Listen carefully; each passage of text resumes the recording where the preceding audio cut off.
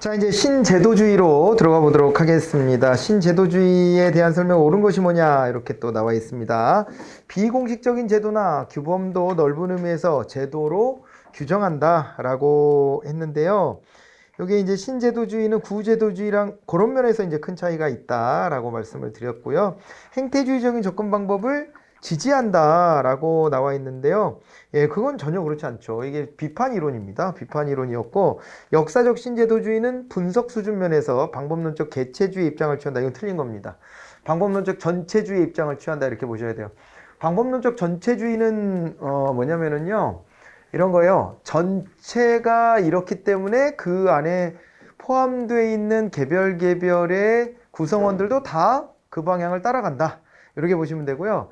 방법론적 개체주의 같은 경우에는 개인들이 다 각각 이런 특성을 가졌기 때문에 전체적으로 모아보면 이렇다. 이런 설명 방식이에요. 그래서 가장 전형적인 것은요. 이 합리적선택 신제도주의 있잖아요. 그거는 경제학 베이스죠. 그거는 방법론적 개체주의입니다. 방법론적 개체주의예요. 그게 왜 방법론적 개체주의냐? 한 사람 한 사람이요. 다 자기 이익을 놓고 최선의 선택을 하고 있는 거예요.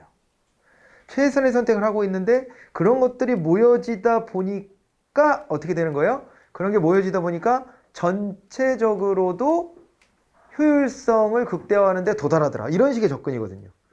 그래서 거기서는 분석 방법이, 분석 단위가 개별 한 사람 한 사람에 있는 겁니다. 그런데요, 방법 전체주의는 전체적으로 큰 틀이 이러면 거기에 소속되어 있는 개별 주체들은 그거를 쫓아올 수밖에 없다. 이렇게 보는 건데요. 그거를 대변하는 게 경로 우전성이잖아요. 경로가 한번 만들어지면 그 안에 있는 사람들은 다 그 경로를 따라다니는 거예요. 그냥. 알겠죠? 개인이 나는 내 선택은 달라 이렇게 하는 게 아니라 내 중심으로 내가 판단해서 내가 선택했어 이게 아니라 한 경로가 굳어지면 그대로 따른다. 여러분 봐봐요. 어릴 때 사회화 받을 때부터 여러분들이 어때요? 그냥 이게 옳은 것이고 이렇게 행동해야 돼 이런 식으로 주입받지 않았어요? 어릴 때야 왜 그게 그래야 되는지를 생각할 능력은 아직 안 되잖아요. 그러니까 대부분 다 그냥 일방적으로 주입을 받은 거예요. 주입을 받았는데 여러분들이 그게요, 청소년 시기를 거치고 또 성인이 되고 그러면서 자기가 한 번씩 그런 주제들을 다시 한번 곱씹어보고 요게 맞네, 이렇게 하는 게 옳은 거긴 하구나, 이런 생각들을 한 번씩 다 정비를 해야 되는데 그걸 안 하고 그냥 어릴 때부터 당연히 그게 맞다고 했으니까 그게 맞는 거지 이렇게 생각하고 있는 것도 많지 않아요? 스스로가 자기 속에서 비판 의식을 가지고 한번 곱씹어보지 못한 주제가 의외로 되게 많을걸요? 되게 많아요. 왜 그런지 생각 잘 안 해보고 그냥 원래 그런 거 아니야? 그냥 당연하게 받아들이고. 그래서 거기에서 어색하게 다르게 행동하는 사람이 있으면 비판하고 비난하고 그렇게 하는 일들이 적지 않아요. 실제로. 그런 게 일종의 경로우존이에요. 경로우존. 응? 내가 만든 제도가 아니잖아요. 내가 선택한 제도가 아니잖아요. 그러지만은 원래 사회 전체적으로 다 그렇게 하는 거라고 했으니까 나도 그걸 따라가는 거야, 그냥. 응? 되나요? 그러니까 아주 큰 충격적인 어떤 그 고민의 기회가 주어지지 않는 한 그냥 마땅히 그래야 되는 것처럼 쫓아간단 말이지. 이 경로 의존이에요. 그래서 다른 사람들이 만들어 놓은 사회적 규범 이런 것들에 내가 무비판적으로 따라간다. 이러면은 이게 방법론적 전체주의의 시각에 부합하는 것이라고 보실 수가 있을 거예요. 그 대표적인 케이스가 뭔지 알아요? 민주주의 좋은 거 맞아요? 이거 진짜 생각해보고 민주주의 좋은 거라고 옹호하시는 건가요? 민주주의는 다 옳다고 하실 거 아니에요. 진짜 옳은 거 맞아요?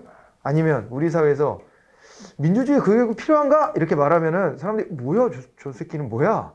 이렇게 쳐다볼 것 같아서 그런 말을 못하는 거 아니에요? 아니면은 그냥 무비판적으로 민주주의는 좋은 거지. 근데 그거는 좋은 태도는 아니에요.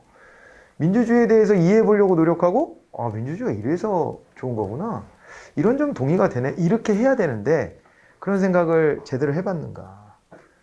이거 생각해보면은 우리 사회는 뭐 입시 위주의 교육을 받고 이러는 와중에 고민할 기회는 잘 없었어. 민주주의는 그냥 좋은 거야. 그래서 민주주의는 당연한 거지. 이렇게 받아들이는 거. 그죠? 우리 사회에서 오랜 세월 70년이 넘도록 공산주의는 나쁜 거야.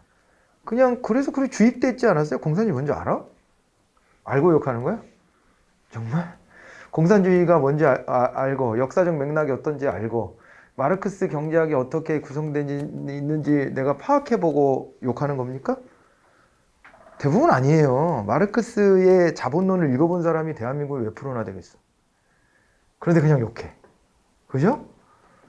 그런 거예요. 그게 경로 의존이에요, 일종의. 그렇게 안 하면요, 우리 사회에서 나 공산주의 싫은데? 아, 김정은 막 이렇게 안 하면 사회에서 내가 따돌림 당할 수도 있잖아. 그 공포 같은 게 있지 않아요? 그러니까 따라가는 거지. 그러니까 그게 이런 게 방법론적 전체주의? 됐어요? 사례가 좀 될까? 아, 그런 거예요. 우리 실생활에도 그런 일들이 많이 벌어져요. 이 정착자들이 그런 거에 딱 이제 포인트를 두고 판단을 해본 겁니다. 예, 그래가지고 요게 방법론적 전체주의의 시각으로 접근했던 게 역사적 신제도주의고, 사회학적 신제도주의는 다양한 요인들이 결합되는 역사적 우연성과 맥락을 중시한다, 이렇게 되어 있는데, 역사적 우연성과 맥락이다 이런 얘기가 나오면 요거는 또 이게 역사적 신제도주의의 특징입니다. 이게요. 그러니까 역사적 신제도주의에서 우리가 얘기했던 핵심 키워드가 어떤 거냐면은 이런 거죠. 그죠? 맥락 의존성.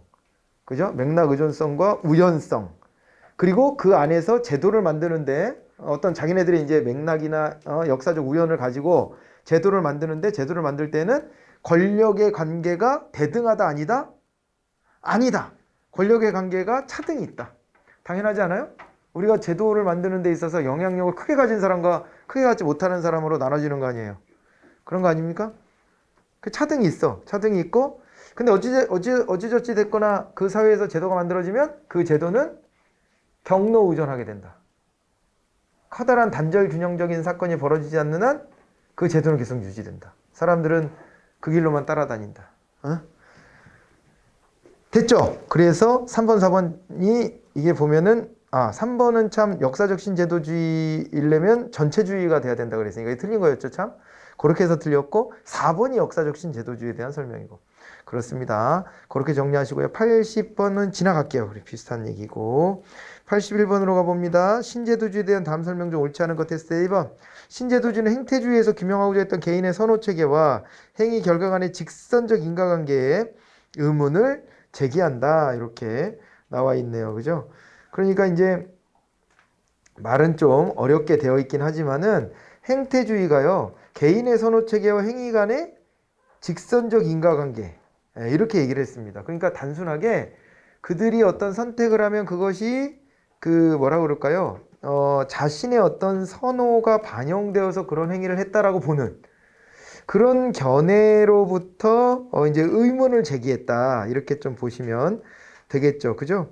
그러니까 행태주의는 그냥 단순히 쉽게 말해서 단순히 그냥 관찰하는 거잖아요. 이런 상황에서 이렇게 행동하는구나 라고 하는 걸 그냥 단순 관찰하는 건데, 그거의 전제는 뭐냐면은 그들이 이런 상황에서 이렇게 선택하는 것은 그들의 선호잖아요. 개인의 선호. 그리고 그 선호에 따라서 어떤 결과가 나타나는 거잖아요. 그냥 그걸 들여다보기만 하는 거잖아요. 그래서 그냥 그 관계만 직선적으로 인과관계가 있는 것처럼 이렇게 들여다보는 게 행태주의인데, 그렇게 해서는 안 되고, 아까도 말씀드렸지만 제도주의에서는요, 거기에 어떤 인센티브가 있길래 그렇게 하는지, 어떤 제도적 제약이 있기 때문에 그런 선택을 할 수밖에 없었는지까지 봐야 된다고 보는 거예요. 알겠죠? 단지 그것이 공무원들이 그런 행동을 할 때 그것이 선호가 되어서 그렇게 했다라고 단정하지 말고, 여기에 영향을 미치는 제도적인 측면도 봐야 돼. 이런 접근인 거라는 거죠, 이게. 됐을까요? 그렇게 보시고, 그 다음에요. 합리적선택 신제도주의 계열에는 거래비용 경제학 있죠? 예, 거래비용 이론, 윌리엄슨의 거래비용 이론, 공공선택 이론, 오스트롬 등등, 공유제 이론 이런 것들도 있고요. 그죠? 공유제 이론. 이렇게 해가지고요. 합리적선택 신제도주의 계열에 이런 게 다 들어와요. 그리고 주인 대리인 이론 이런 것까지 다 말씀드렸었죠. 그리고 그 다음에 사회학적 신제도주의는 경제적 효율성이 아니라 사회적 정당성 때문에 새로운 제도적 관행이 채택된다라고 주장한다. 사회적 신제도주의가 되게 비판하는 게 합리적선택 신제도주의예요. 합리적선택 신제도주의는 단지 경제적인 논리로 사람들이 움직이는 거라고 생각하잖아요. 나의 이익이 되는 방향으로만 움직인다고 생각하잖아요. 그런데 그게 아니라는 거예요. 잘못됐다는 겁니다. 잘못됐다는 거예요. 잘못됐다는 거야.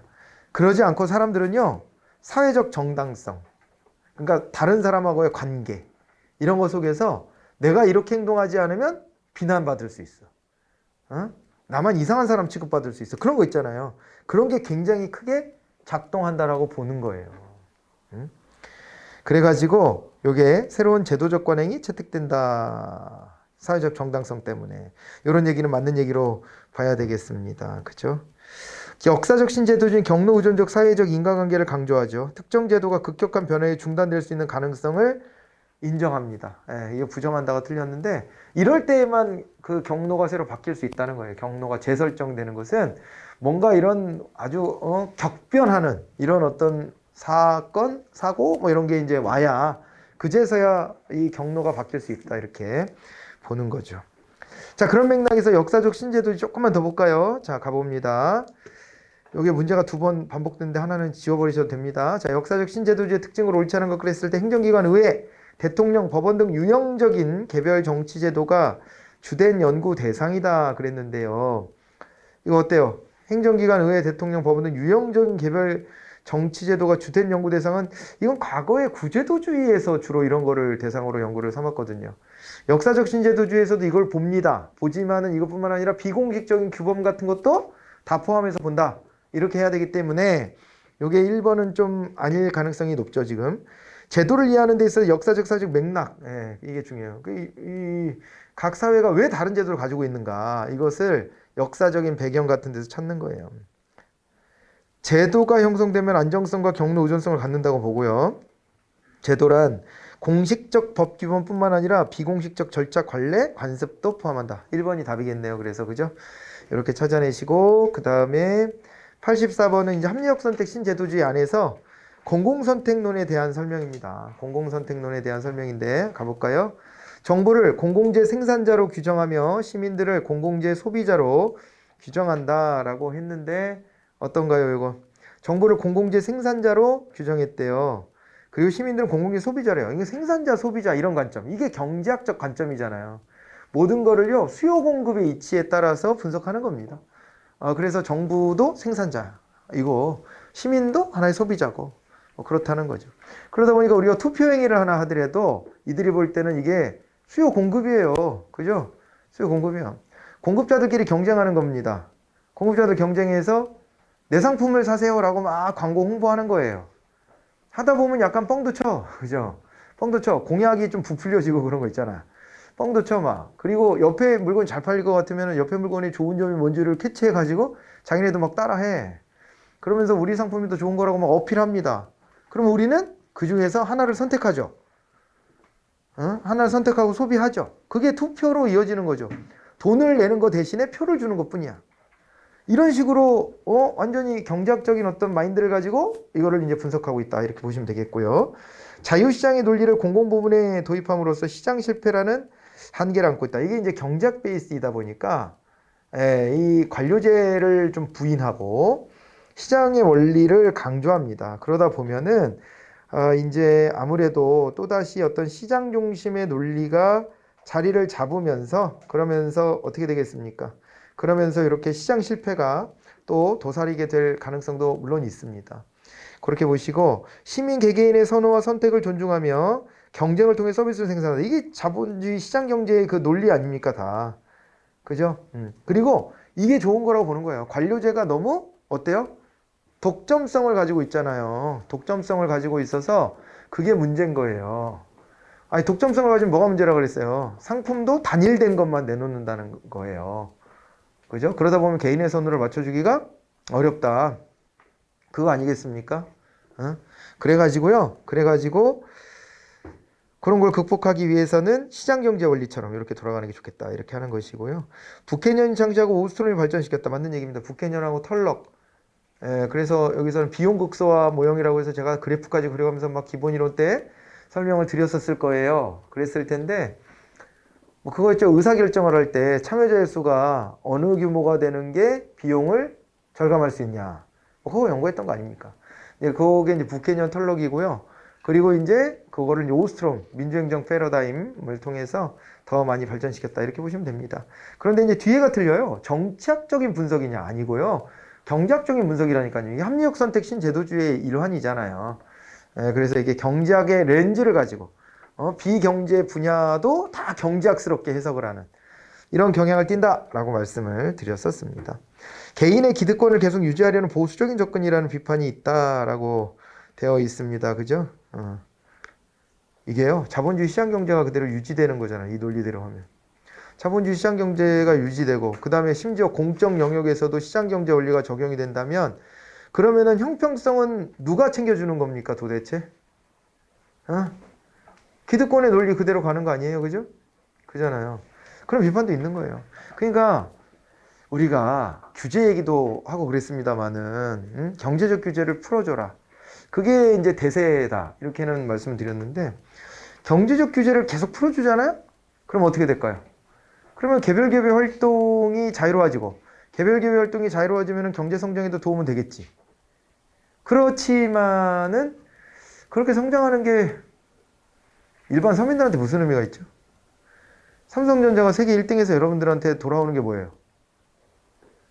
자부심? 나 한국 사람인데 한국이 반도체 1등이다. 이런 자부심? 그 이후에 어떤 게 돌아와?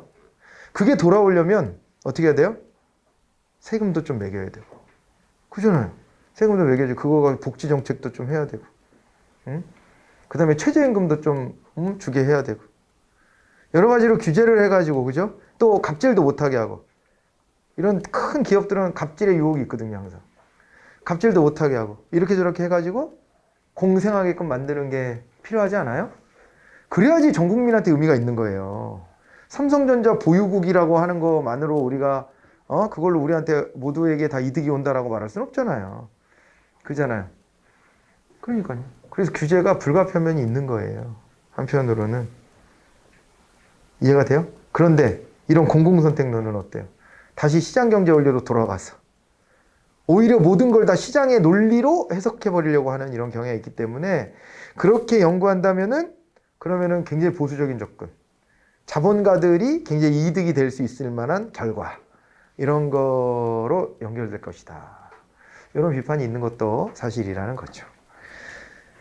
4번이 답이었습니다. 자, 그렇게 하시고요. 80, 이제 6번 정도 가볼까요? 요거는 이제 자주 나오진 않는데, 요것도 이제 공공선택론의 일환으로 보는 건데, 에로우의 불가능성 정리라고 하는 게 있죠. 에로우의 불가능성 정리라고 하는 것이고요. 그 불가능성 정리 이런 거예요. 합리적 다수결이란 없다. 이런 거거든요. 합리적 다수결이란 없다. 왜 합리적 다수결이 없냐면은, 합리적인 결정이 되려면 전제 조건이 다 충족이 돼야 되는데 그 전제 조건끼리의 상충성이 있대요. 그래서 완벽한 전제 조건 충족이 되는 경우는 없대. 그게 에로우의 결론이에요. 그렇게 봐두시면 됩니다. 그래서 우리가 이제 선택하는 모든 제도들은 다 한계가 있다는 거예요. 다수결 결정 방식 자체가. 그죠? 그러니까 예를 들면 우리나라의 그 선거제도 있잖아요. 우리나라의 선거제도. 이런 거는 한판 승부로 끝나죠, 그냥. 근데 프랑스는 대통령 선거할 때 1차 선거를 하고 1차 투표를 하고 2차 투표를 합니다.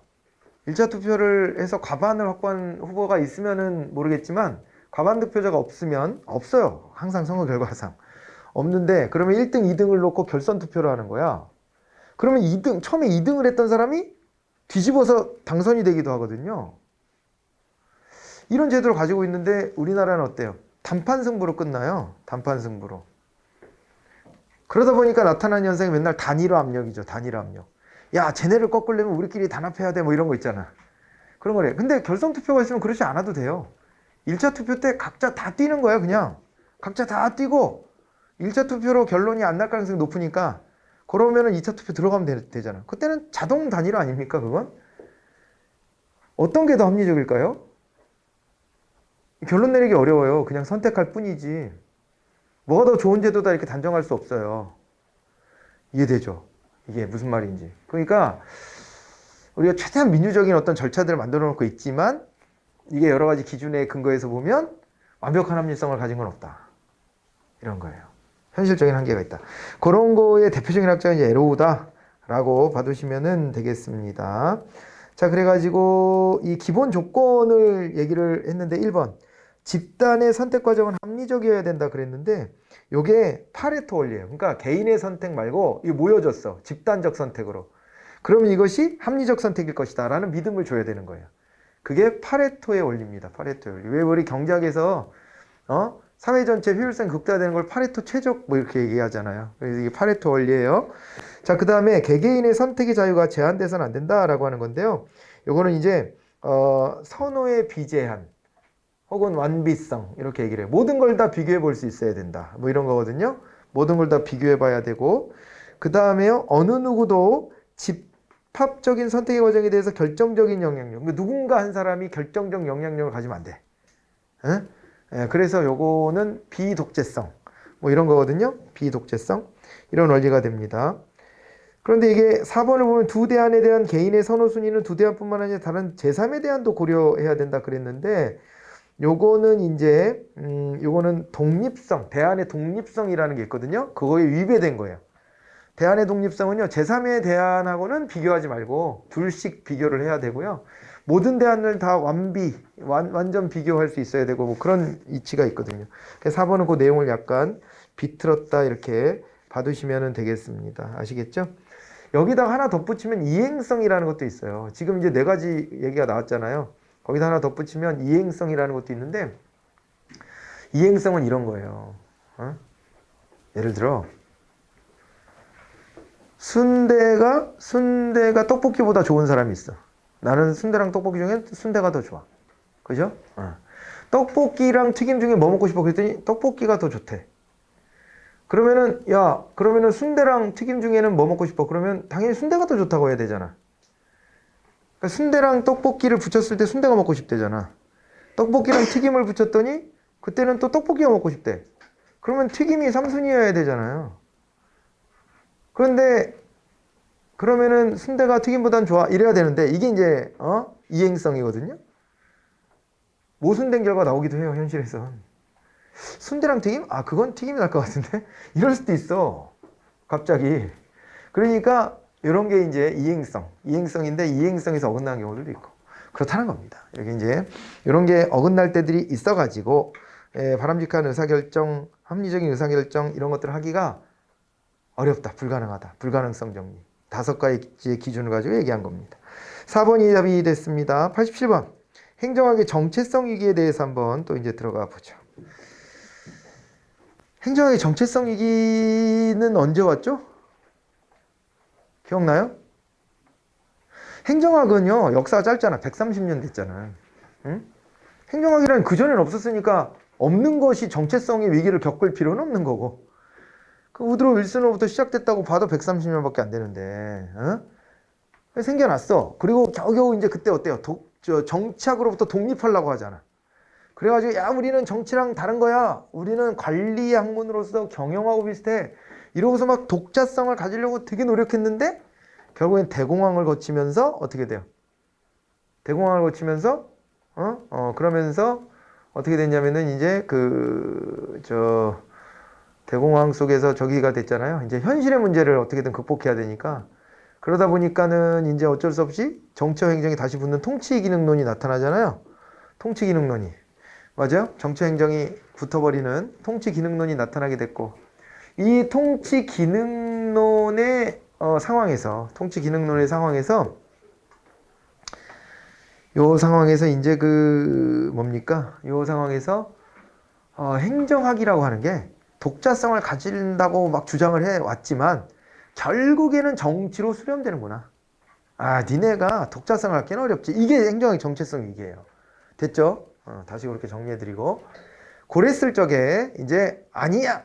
행정학은 독자성이 있어. 이렇게 이제 정리해준 게 행정 행태론이죠. 다시 정치와 행정을 떼어내잖아요. 그러면서 행정인들의 행태를 연구하잖아요. 그렇게 하면요, 당연히 행태 연구를 하면 정치인들의 행태와 행정인들의 행태는 같겠어, 다르겠어? 당연히 다르죠. 저 그랬잖아요. 행정인의 행태는요, 책임을 지지 않으려고 하는 방향이 1순위예요, 1순위. 왜냐하면 내가 여기에서 평생 직장의 개념으로 살아남아야 되니까. 그런 거예요. 그래서 중요한 결정은 다 떠밀고 결정이 된 것에 대해서 확실하면 내가 집행만 하는 거예요. 그런데 정치인들의 행태는 어때요? 완전 달라. 갈등이 생기면 갈등이 있는 곳으로 찾아 들어가. 그죠? 찾아 들어가서 이걸 내가 해결해야지 내가 능력이 있는 거예요. 그리고 어떤 가치 지향성을 가져요. 어떤 방향으로 자꾸 설득을 해, 사람들을. 그죠? 대신에 그것은요, 나의 능동성이 있기 때문에 결과적으로 이게 잘못됐을 때는 책임도 나한테 뒤따라요. 정치적 책임이라고 하는 거.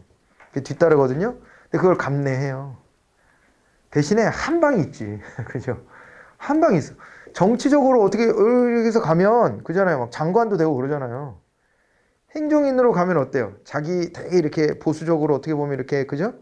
요 바운다리 안에서만 이렇게 움직이는데, 대신에 되게 뭐 한방 뭐 인생 역전 이런 거 잘 없잖아.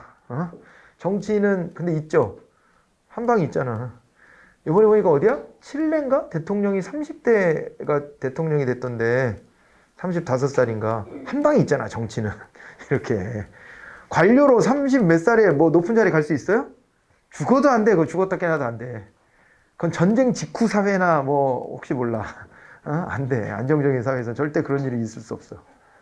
조직의 리더가 될 수 없죠. 그런데 정치는 그게 돼. 한 방에 있어. 대신에 위험 부담도 다 지는 거야, 정치인들은. 그잖아요. 심지어 정치적 모략을 당해서 억울하게 감옥 가거나 이런 사람도 많아. 세계사적으로 봐도. 그잖아요. 정치라는 건 그렇게 위험해. 그 정치가들이 스스로 하는 말이 교도소 담장이를 걸어 다닌다 그러거든. 자기네들이. 그 행정인들은 그런 걸 싫어해. 책임지는 거. 나한테 뭔가 불이익이 돌아올 수 있는 거. 그런 것들은 아예 안 해. 됐죠? 다르죠? 행태주의로 접근해보면 정치와 행정은 같아요, 달라요? 달라. 철저히 달라. 철저히 달라. 왜 이게 행정학이 별도로 성립할 수 없다라고 주장하느냐. 별도의 학문일 수 있다라고 하는 것을 사이먼이 어떻게 보면 구축을 해준 거죠. 됐을까요? 그런데 이것을 다시 신행정론이 뒤집으려고 그래. 그러다 보니까 어떻게 돼요? 다시 현실의 문제를 해결하는데 나서야 된다. 이러다 보니까 또다시 정치학스러워지잖아. 또. 그럼 또 정체성의 위기가 있는 거예요. 그죠? 그럴 때 이 정체성의 위기와 관련해가지고 왈도가 뭐 어떤 방어막을 쳐야 되잖아. 한번 과거에 경험했던 일을 또 반복할 필요는 없으니까 방어막을 치는데 어떤 거냐면 기존의 관료들의 입장하고는 달라져야 된다는 것을 이야기를 해요. 이제 그거를 요 문제에서 확인합니다. 일단은 행정의 정체성의 위기는 이렇게 통치기능론이나 신행정론처럼 정체행정 이론론일 때 발생을 해요. 일단은 그죠? 정체행정 이론론이면 야 너 정치냐? 이렇게 이제 너 행정이 아니라 정치 아니냐? 이렇게 이제 되기 때문에 옳지 않은 건 1번이 바로 돼버렸어요. 그냥 답이 그렇게 쉽게 됐고 왈도는 전문 직업성을 통해 정체성의 위기를 해결해야 한다고 주장하였다 이렇게 되어 있습니다. 그죠? 이렇게 되어 있는데 요거 같은 경우에는 이제 어떻게 봐야 되냐면 이거 좀 애매한 표현이거든요, 사실은. 그러니까 어떨 때 보면은 이렇게 나올 거예요. 왈도가 비판했던 게 전문 직업주의 이거를 비판했다 이런 식으로도 나올 수 있거든요. 그러니까 이건 어떻게 해석하냐면 기존에 있었던 전문 직업주의를 비판했다 이렇게 봐야 돼요. 그러니까 이게 그 사이먼이 제시했던 전문 직업주의는 이런 거거든요. 야, 니들은 프랙티스나 해. 그냥 실행이나 해. 이런 거야, 이런 거. 그죠? 실행이나 하는 거야, 그냥. 정치와 행정은 분리되고, 사실과 가치도 분리되고, 그죠? 그러니까 니네는 가치지향적인 것도 아니고, 그냥 있는 그대로만 집행하면 돼. 프랙티스만 하면 돼. 이런 거였단 말이에요. 정치는 결정을 내리는 거고, 그 다음에 행정은 프랙티스 하기만 해 하는 거여서 그걸 비판합니다. 그래서 기존의 전문 직업가주의 이런 것들을 비판해요. 그래서 왈도가 제시하는 전문 직업성이라고 하는 것은 어떤 맥락이어야 되냐면 요거는 이제 능동적으로 이 행정에서 겪고 있는 이런 어떤 그 문제점들을 극복해내는 방향으로 가야 된다. 이렇게 이제 주장을 하는 것이라고 보시면 됩니다. 아시겠죠? 그래서 행정학에서는 있잖아요. 행정학에서는 행정인들만의 어떤 독창성 같은 것들이 필요한데 그것이 단지 시키는 일을 하는 것이 아니라 능동적으로 사회 문제를 해결해 나가. 그리고 그것이 융합학문적 성격도 또 같잖아요. 이런 것들을 통해서 전문 직업주의를 이제 기존에 있는 전문 직업주의를 비판하면서 전문 직업인으로서의 그 양상이나 이런 것들을 새롭게 설정하면서 그러면서 정체성 위기를 극복해야 된다 이런 식의 주장이 있었다는 거죠. 어렵네요, 그죠? 그래서 표현이 나왔을 때 여러분들이 주의하셔야 돼요. 이거는 그죠? 기존에 전문 직업주의를 비판한다라는 것도 맞는 얘기가 될 수 있다는 거예요. 그때 전문성은 분업화된 속에서 시키는 일만 하는 거. 근데 그런 것들이 행정의 정체성 위기를 오히려 가져온다라고 보고 능동적인 행정인으로서 종합 행정인으로서의 역할 이런 것들을 이제 강조했다. 그렇게 보시는 게 좀 필요합니다. 이것은. 자, 그리고 오스트롬은 행정학의 정체성 위기의 원인은 패러다임이 없어서 그렇다 이 얘기를 하죠. 예, 이건 또 다른 각도예요. 또 이제 다른 각도입니다. 행정학이 왜 위기지? 미국 공행정은 왜 이렇게 위기에 직면했지? 이렇게 보니까 이게 이제 관료제 자체가요 가지고 있는 어떤 그 패러다임이 없다는 거예요. 관료제 자체 패러다임이. 패러다임이라고 하는 게 뭐예요? 패러다임이 이게 나름의 어떤 그 체제, 틀, 시스템 이런 것들을 얘기하는 것인데 어떤 큰 틀에서 그의 법칙성 같은 건데 이런 것들이 부족하다라고 봤어요. 오스트롬은. 그래서 민주행정의 패러다임을 다시 세워야 된다 이런 주장을 했죠. 너무 깊게 들어갈 필요는 없어요. 우리가 이제 그 정도 겉핥기만 합니다. 깊게 공부하고 싶으면 나중에 하시고 논문을 찾아보시면 되지. 뭔 주장일까? 이게 도대체 뭔 말일까? 너무 추상적이라면 그렇게 공부해야 되는데 우리가 그럴 여력은 없으니까 이렇게 이제 정리는 하시고 리그스도 이제 한마디 했는데요. 오히려 정치학과의 상호 보완을 통해서 주체성 위기를 극복해야 된다 이런 식의 주장을 또 하기도 했다. 알겠죠? 그래서 답은 1번이었습니다. 자, 그렇게 보시고 88번으로 볼까요? 여기는 이제 또 이제 사회학적 신제도주의로 이제 넘어갔습니다. 사회학적 신제도주의. 사회학적 신제도주의. 자, 요거는 이제 요 시각에 해당되는 게 뭐냐 그랬는데 사회학적 신제도주의는 사회학자들의 관점으로 보는 거예요. 그래서 이게 비공식적 측면이 굉장히 강조됩니다. 아시겠죠? 그러니까 이게 어떻게 보면은 이런 거예요. 역사적 신제도주의는 공식, 비공식이 다 들어가요. 그죠? 공식, 비공식이 다 들어가고 합력선택 신제도주의는 사실상 하나의 대원칙이에요.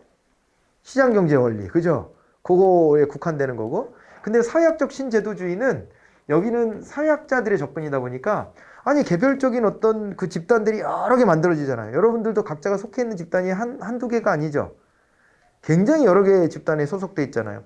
그런 집단들마다 자기들끼리 상호작용하면서 나름의 규범들을 만드는 거 있잖아요. 그게 되게 중요하다고 보는 거예요. 여기는 되게 비공식적인 측면을 더 강조합니다. 비공식적인 제도를. 그렇게 봐야 되고요. 그러면서 이제 그 제도마다의 차이들이 존재하는데 그 차이를 뭐로 설명하냐면 배태성 같은 걸로 설명하죠. 배태성. 자기들만의 고유의 어떤 속성이 있는 거예요. 그런 게 내재되어 있다는 겁니다. 내재되어 있다는 거. 이런 걸 가지고 차별을 하면은 그거는 안 될 일이죠? 예? 차별은 어떨 때 하는 거예요? 차별은 어떨 때 할 수 있는 거죠? 뭐 이를테면 차별은요, 어떤 걸로 하는 거냐면, 이 사회적으로 소외받는 사람들을 위해서, 그럴 때 그들을 우대해주기 위한 차별 정도? 우리가 정당하게 여기는 차별이라면. 그런 거잖아요.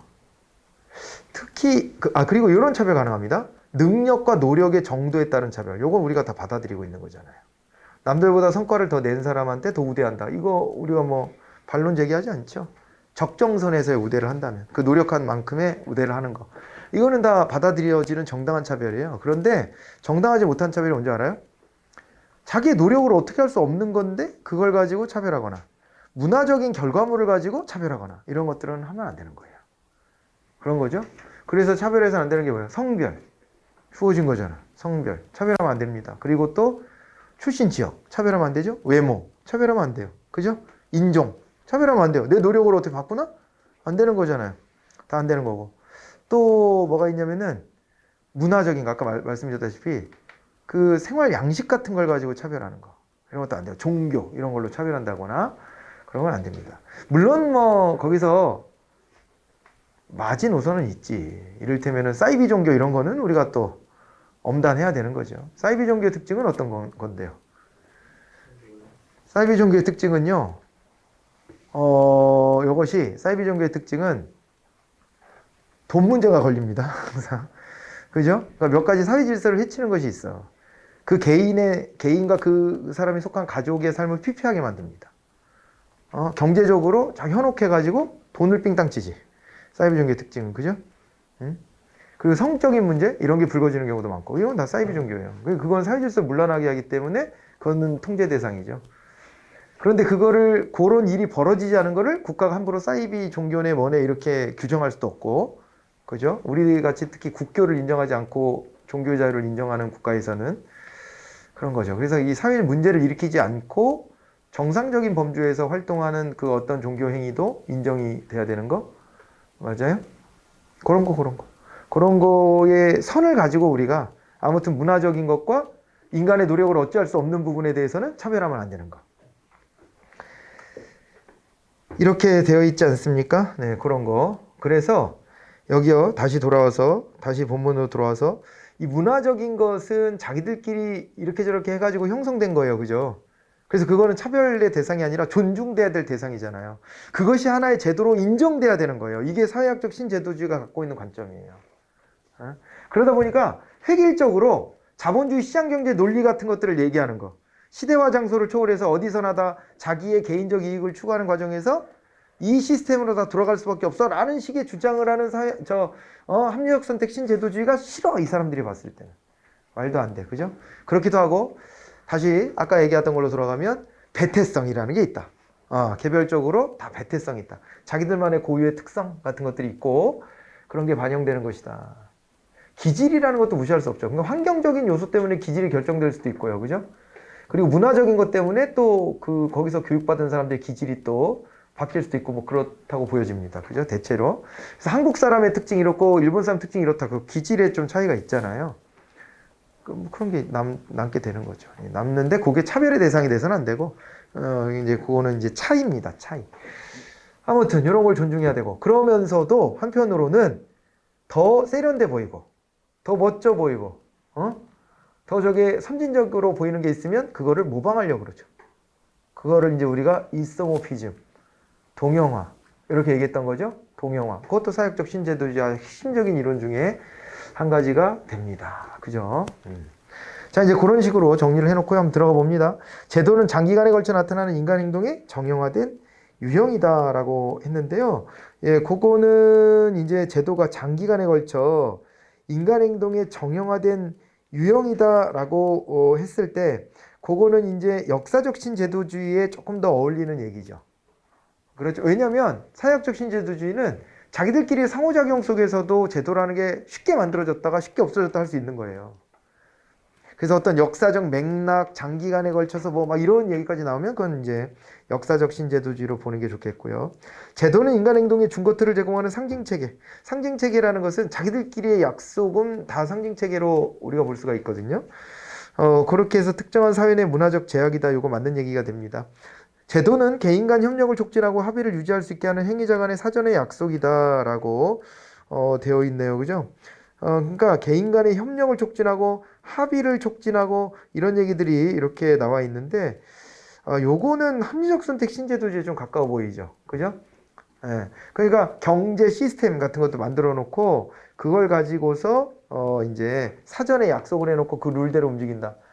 그런 대목 때문에 그래요. 그리고 제도의 변화는 각 개인이 경험하는 편익이 비용보다 클 때 나타난다 그랬는데, 제도의 변화가 편익이 비용보다 크면 나타난다. 각 개인이 경험하는 편익이 비용보다 크면 나타난다. 이렇게 되어 있어요. 그러니까 이게 편익으로 보는 거죠. 지금 접근을. 그잖아요. 편익 대 비용 대 이걸로 보면 이건 또 경제학적 마인드네. 그래서 합리적 선택 신제도주의다. 이렇게 보셔야 돼요. 이 중에서 사회학적 신제도주의에 가장 가까운 것은 2번. 이렇게 찾아가시면 좋겠습니다. 자, 이렇게 해서 좀 마무리를 짓고요. 잠깐 쉬었다가요. 우리 이제 신공공관리론으로 들어보도록 할게요. 네, 신공공관리론 갑니다. 쉬었다 오세요.